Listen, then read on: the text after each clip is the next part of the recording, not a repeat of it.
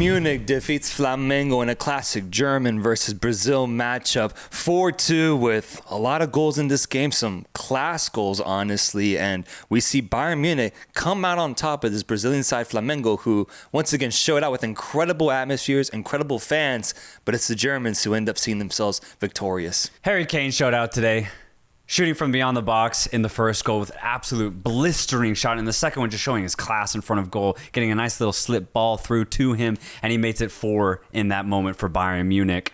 This is a really interesting game, man, because it was pretty tight the entire time, but Bayern Munich were always ahead in goals. Flamengo were constantly chasing in this match. It was 2-0 to Bayern before the 10th minute. Yeah. And so it's really interesting to talk about this game because I really think this could have gone differently for Flamengo. You think so? I do think so. Yeah, like I bet Flamengo fans probably feel that way. That this ultimately a 4-2 scoreline doesn't represent the way things could have gone because it became 3-2 at one point with Jorginho scoring a penalty.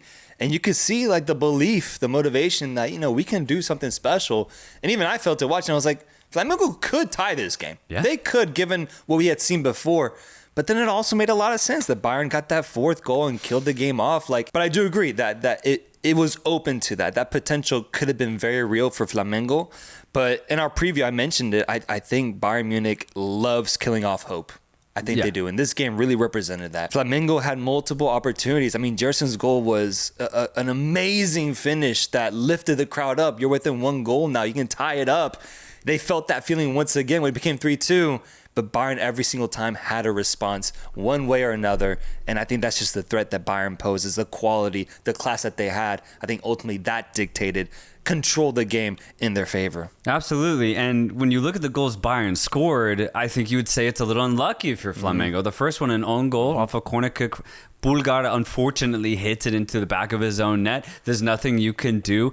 On one of the Kane shots, it was a pretty massive deflection, but it was still a wicked shot from Kane, so I don't want to take too much from him there.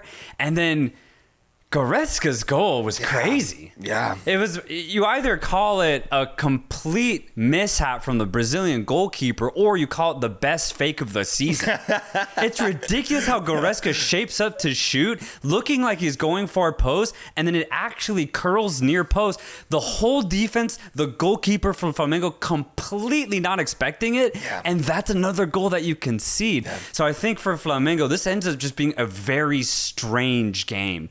When Bayern went up 2-0, I actually thought Flamengo were the better team for the rest of the half. Like they were way more adventurous going forward. They were breaking Bayern's defensive midfield a lot. The goal just wouldn't come, but eventually it did through Gerson, and that made it 2-1. I think if they were a little bit more lucky today, we could have seen like a 2-2, maybe go into extra time. Still high scoring for sure, but the difference today truly was just Harry Kane. That was the difference, and that's kind of the class difference we highlighted in the previews, that somehow, some way, Bayern's going to figure this one out. Maybe not because they're the better team, but simply because they have world-class players, and that's exactly what happened. Yeah, because if we talk about mentality, I think Flamengo had the mentality to take down this Bayern Munich side. They showed in this game that they were fearless. They didn't crumble. They didn't feel like they were the lower level team. They saw them eye to eye, and the score was 2-0 after 10 minutes, but some of that was unlucky, and the response to that, I think, showcased that Brazilian pride, the Brazilian ability to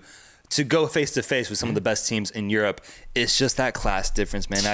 That second goal from Harry Kane brought a tear to my eye, man. Like, it was a computer FIFA bottom right corner finish that was completely unstoppable and just showcased Harry Kane's class, because he received it off a good pass, but it wasn't the perfect pass. He had to get a good touch on it, turns around, and it's an immediate shot to the bottom right corner. Nothing that Flamengo could do about it, and that ultimately, I think, killed off the game. So Bayern Munich goes through. They win this matchup. Flamengo, I think, can hold their heads high after this performance at the Club World Cup, having defeated Chelsea and topping their group. I think ultimately this was a success for Flamengo, but it is Bayern that ends up going through.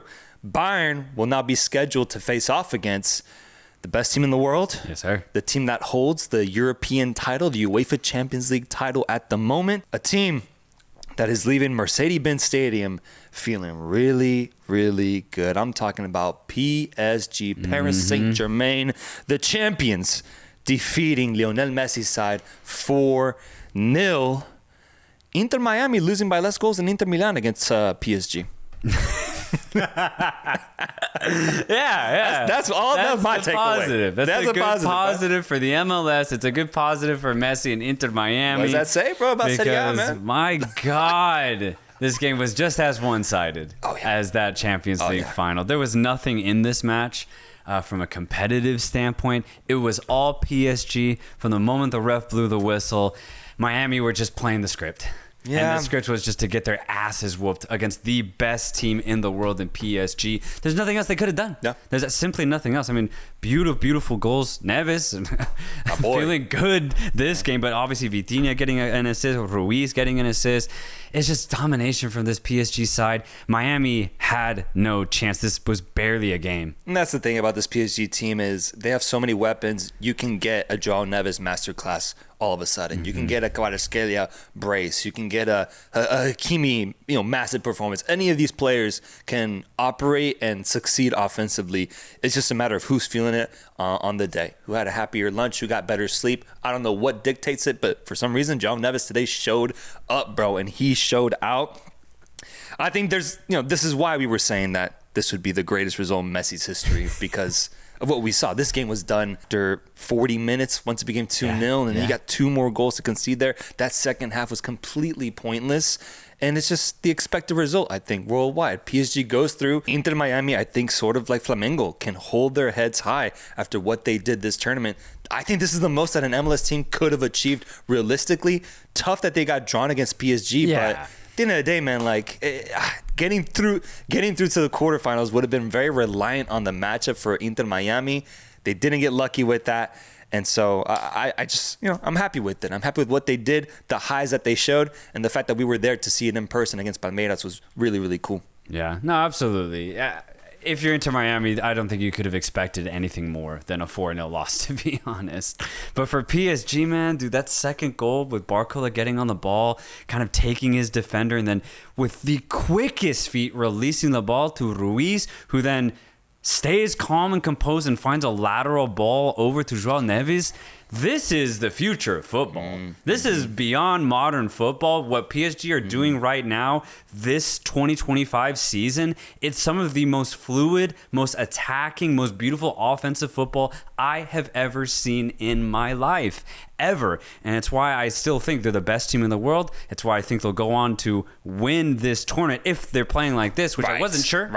I wasn't sure if they were going to actually show up to this tournament, but they're here. Yeah. They're completely here, and they are through to the quarterfinals. I completely agree with you. If this is the PSG side that's going to show up to the tournament, then rest in peace our Bayern and Manchester City picks. Those don't even matter, bro. Yeah. PSG is the best team in the world. I want to make that very, very clear. And if there's going to be no championship hangover, then it's they're entitled to lose, essentially. I know that personally, I would love to see a PSG Man City final. That would be dope. If City continues playing at this level, I think they can pose the best threat out of any of the remaining teams.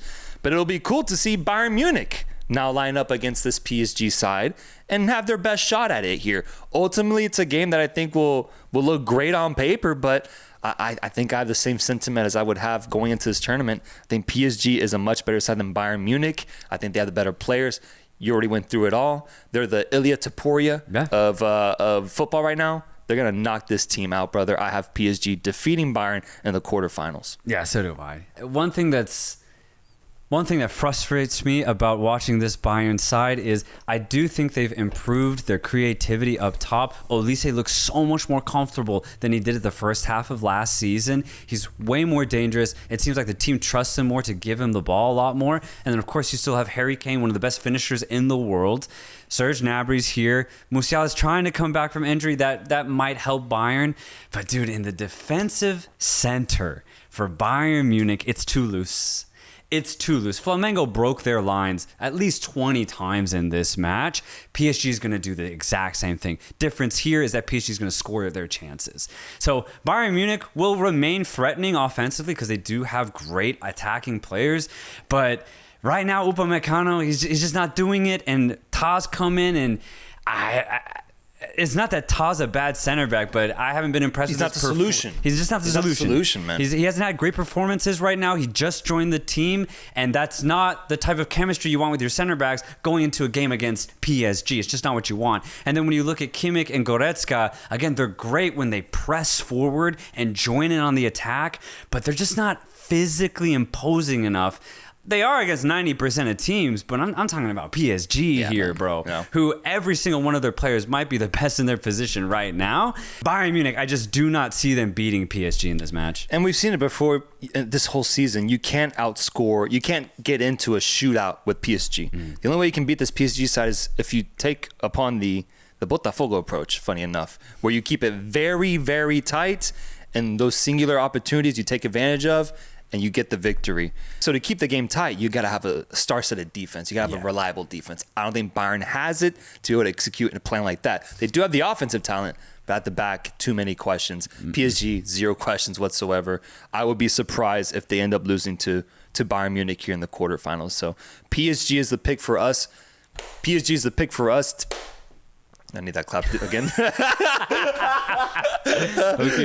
PSG is our pick to go through to the semifinals. Let us know down below, who do you have going through in a PSG Bayern Munich matchup? And what were your thoughts on Bayern Munich versus Flamengo and PSG annihilating Inter Miami? Till next time, guys. Peace.